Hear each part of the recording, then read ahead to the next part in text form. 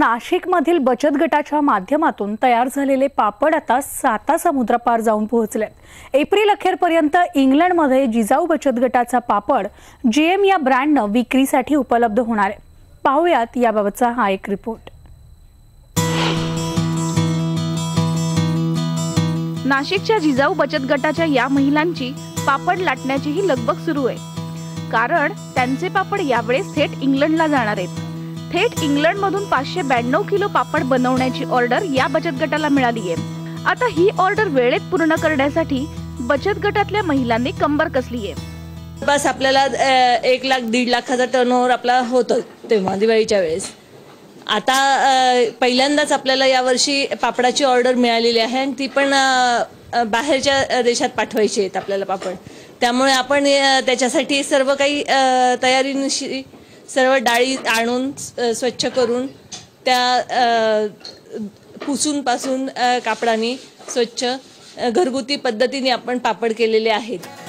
जिजाऊच्या रुद्राक्ष, योगशक्ती आणि मयुरेश या 3 बचत गटाच्या 30 महिला या कामात गुंतल्यात। त्यासाठी पीठ भिजवणे, योग्य साहित्य, मसाले पिठात टाकणे, लाटा तयार करणे, 60 मिलीमीटरच्या आकारात तो पापड लाटणे, त्यानंतर त्याचे पॅकिंग आणि ब्रँडिंग अशा विविध कामांची विभागणी करण्यात आली आहे।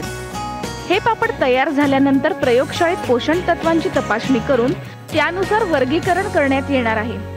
जनरली महिला बचत गट आणि त्यांचे सगळे व्यवसाय याच्याकडे महिलांच्याच पातळीवरच्या ह्या सगळ्या ॲक्टिव्हिटी आहेत आणि त्यांच्यापुरतंच ते करतात अशा दृष्टिकोनातून समाजाकडे पाहिलं जातं। समाजांनी या महिलांच्याकडे बघण्याचा दृष्टिकोन बदलवण्यासाठी हे खूप उत्तम उदाहरण रुद्राक्ष महिला बचत गटाच्या माध्यमातून आपल्या समोर येत आहे।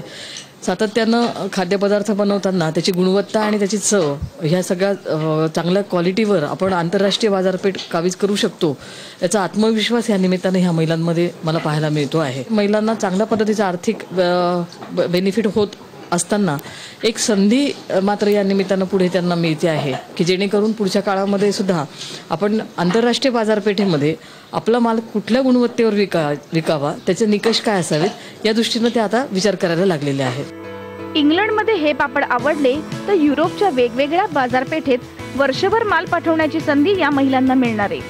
त्यामुळे या महिलांना वेगळाच हुरूप आलाय।